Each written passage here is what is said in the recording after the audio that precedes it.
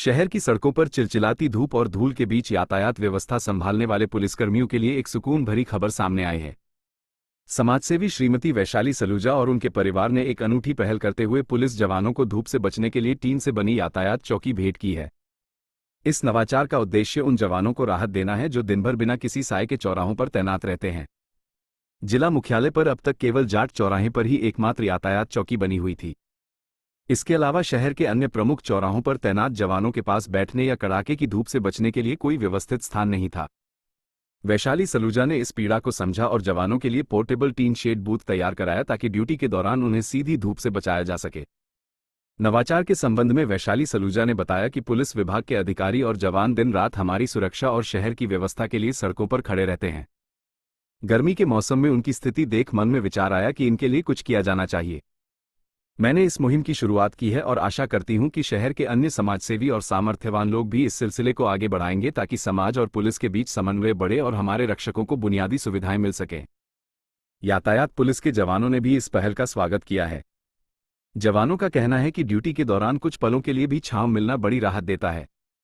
देखिए, traffic police वाले जो भी कर्मचारी हैं, जो भी हमारे सब अधिकारी हैं, वो हमारे लिए बहुत सेवा कार्य करते हैं। वो इतनी धूप हो, बारिश हो, गर्मी हो, सर्दी हो, सब में हमारे लिए इतना हार्डवर्क करते हैं। हमारी सुरक्षा और उसका ध्यान रखते हुए, हमारी सुरक्षा का ध्यान रखने के लिए वो सब ऐसे सेवा कार्य करते हैं। तो हमारा भी फ़र्ज़ बनता है कि हम हमारी तरफ से यदि उनके लिए कुछ छोटा मोटा, यदि अपनी तरफ से कुछ ऐसा उन्हें भेंट कर सकें या उनकी सुविधा के लिए हम कुछ अरेंजमेंट कर सकें। तो इस विचार को मन में रख के मैंने ये यातायात बूथ केंद्र हमारी तरफ से भेंट करने का विचार लाया था। सैन चौराहे पर जो आपने रखवाया है, तो सैन चौराहे ही क्यों आपने निश्चित किया? शहर में और भी कई स्थान हैं जहाँ पर।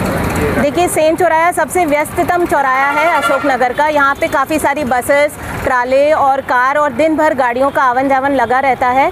और यहाँ पर हमारे जो यातायात के कर्मी हैं, उन लोगों के लिए ना बैठने की व्यवस्था है, ना कोई पेड़ है जिससे छांव आ सके। बारिश में, गर्मी में उन्हें बहुत अव्यवस्था उन्हें झेलनी पड़ती है। कभी ऑटो में, बाइक में बैठ के वो लोग अपना लंच भी करते हैं और उन लोगों के लिए शेड बिल्कुल नहीं है। तो उसको ध्यान में रखते हुए मैंने हमारे फैमिली में बात करी और हमारे जो फादर इन लॉ हैं मिस्टर चिमनलाल जी सलूजा और मेरे हस्बैंड के सहयोग से फिर मेरे मन में जो विचार था, उन्होंने बोला कि नहीं, ये अच्छा कार्य है, आप करिए। और साथ ही मेरी फ्रेंड है RI स्नेहा ठाकुर, उन्होंने भी मुझे गाइडेंस दिया कि किस तरीके से इसे करा जा सकता है। तो सबके सपोर्ट की वजह से आज जो मेरे मन में इच्छा थी वो आज फलीभूत हो पाई है।